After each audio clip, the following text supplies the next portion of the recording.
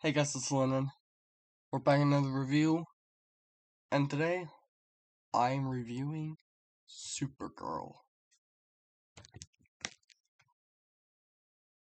And it is a 2026 American superhero film based off the eponymous character from DC Comics, directed by Craig Gillespie, and written by Anna Nogueira. Sorry if I mispronounced that. And it is the second film in the DC universe, or DCU, and stars Millie Alcock as Kara Zor-El, also known as Supergirl, who travels across the galaxy on a murderous quest for revenge. Matthias Skolnarts, Eve Ridley, David Krumholtz, Emily Beecham, David Cornswit, and Jason Marnoa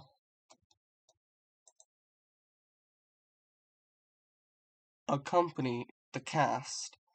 The film is produced by Peter Safran and James Gunn of DC Studios. A film that's featuring Supergirl entered development as part of the DC Extended Universe, or the DCEU franchise, in August 2018. And the character was introduced in the 2023 film The Flash, portrayed by Sasha Calle. Plans for the standalone project were altered when Gunn and Safran became the co-CEOs of DC Studios. In October 2022, a new Supergirl film was announced in January 2023 as an adaptation of the 2021-22 comic book miniseries Supergirl, Woman of Tomorrow by Tom King and Bilquis Evely. Nigeria was hired by November 2023.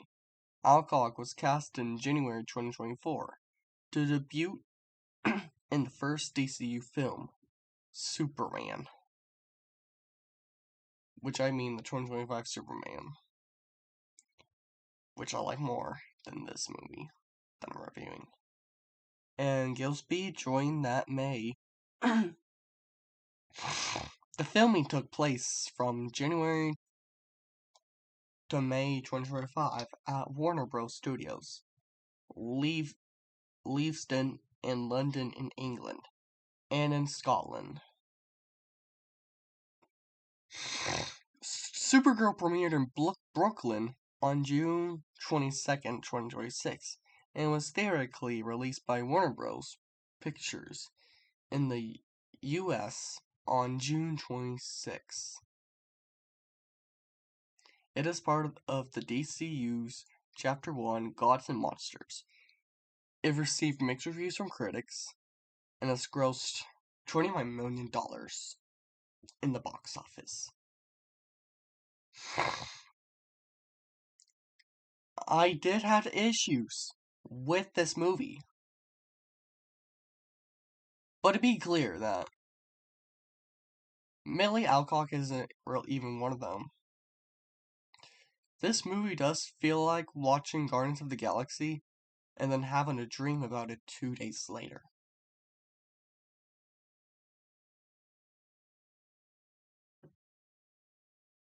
I do wish it took more inspiration from the book for its visuals and ending, but I do like how Millie is heavy as Supergirl. I did have fun, but I can't ignore the massive Star Wars influence to its detriment. It does also look like Thor: The Dark World. So going back on Millie Alcock, She is so good in her character as her character works. As for her origins, motivations, and personality that are well told, that she's ready to carve out her own space within the universe, which is a success for DC.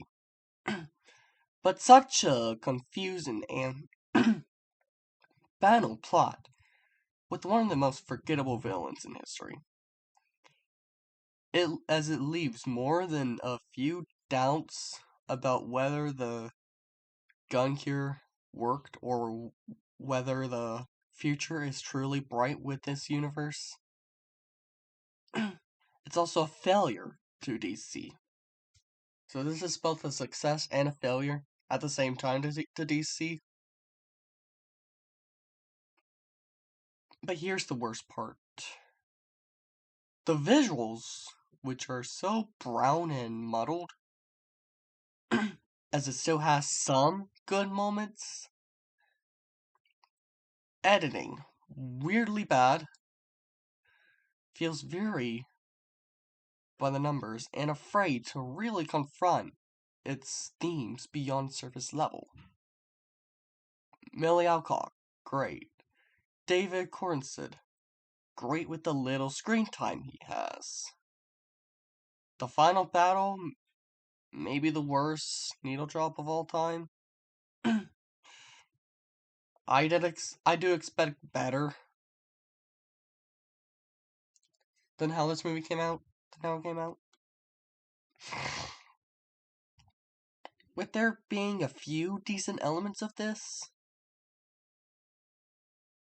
Again, Millie Alcock, and like some of the most redeeming factors being Lobo and 2 minutes of wet leg.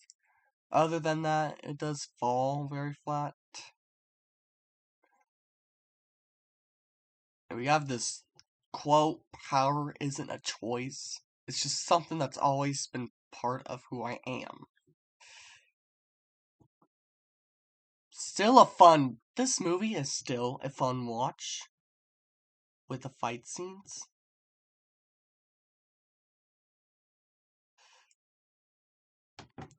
But it just really didn't work that much.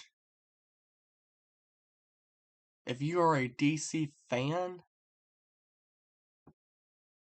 you might like it more than me.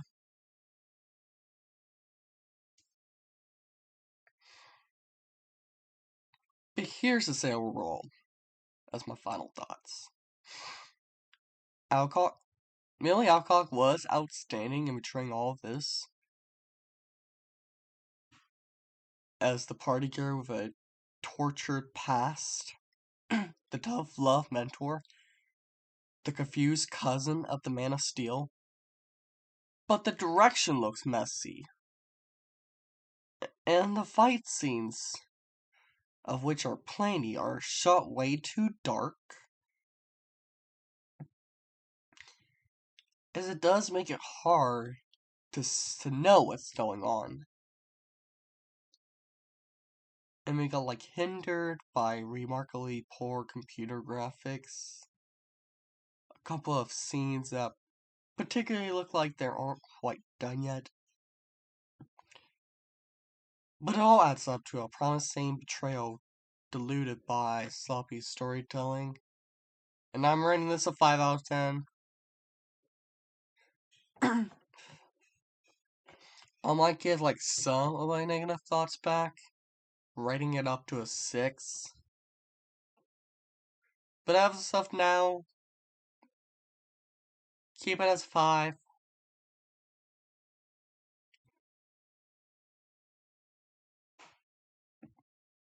You might want to wait to watch this at home.